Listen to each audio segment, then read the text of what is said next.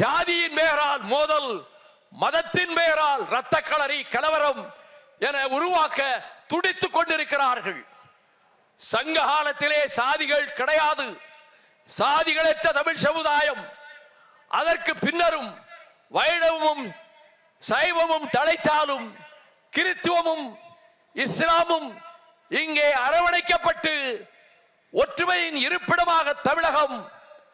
வடபுலத்திலே இரத்த களரிகள் நடந்த போதும், அண்ணல் காந்தியார் சுட்டுக் கொல்லப்பட்ட போது, இந்து முஸ்லிம் கலவரங்கள் வடபுலத்திலே பயமுறுத்திய போதும் இங்கே சமய நல்லிணக்கத்தை வானொலி உரையின் மூலமாகவே தந்தை பெரியாரும் பேரறிஞர் அண்ணா அவர்களும் ஏற்படுத்தினார்கள்.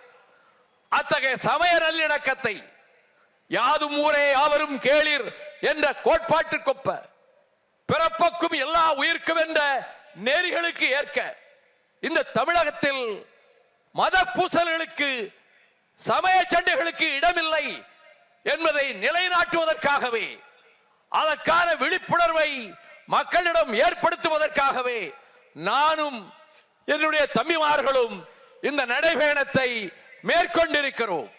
அதே வேளையில் திரளுகிற மக்களை எங்கே கண்டாலும் அவர்களிடம் நான் விடுக்கும் வேண்டுகோள் எல்லாம், தமிழ்நாட்டின் பொற்காலமாக அமைந்திருக்கின்ற திராவிட மாடல் ஆட்சி தொடர்ந்தால்தான் தமிழகத்திற்கு விடிவு காலம். இது பொற்காலமாக தொடர வேண்டும். எனவே இந்த தேர்தல் களத்தில் திராவிட முன்னேற்ற கழகத்தையும் அதனுடைய கூட்டணி கட்சிகளையும் மகத்தான வெற்றி பெற செய்யுங்கள்.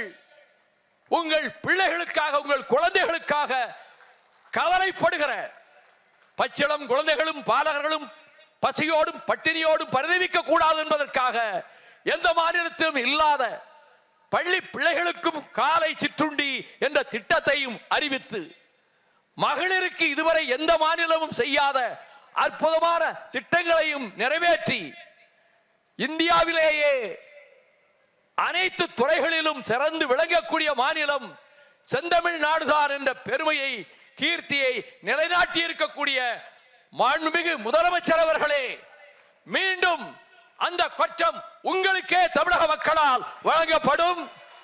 உங்கள் குரலுக்கு பின்னாலே கோடானு கோடி மக்களினுடைய குரல் எழும்.